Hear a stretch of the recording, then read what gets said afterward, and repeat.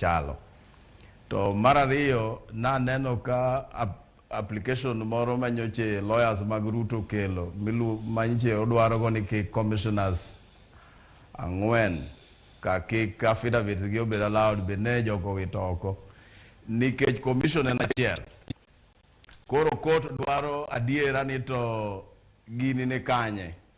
Ka commission machielo wacho ni results ne ber to jomoko wacho results ne richo, ok nyalo wit affidavit mag jogi nikech dwaro ng'eyo ni tadiera ni kanye.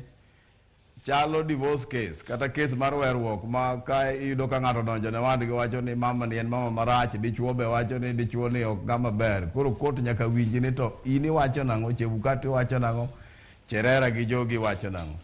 To mar adek ne be gitamore application mar wito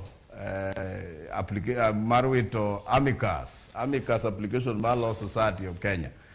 Law Society of Kenya no bire court kako osiep doho kendo gidwa konyo amicus tich ne nitie point moko modwaro ni mondo court owach maber.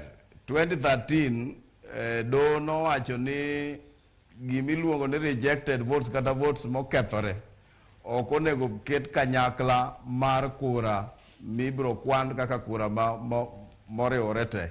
To Law Society dwaro ni mondo gidogi mondo gilok wachno ni kura kata mana okethore ka onego bed ni mondo kwan mondo bed kanyakla mar kuchego gi weche moko duto ma Law Society. An aparo ni doho ikore kabisa mar winjo burani kendo apani saa 5 kawuono wang' wawinji kaka gichako pango kaka idhi winj burani.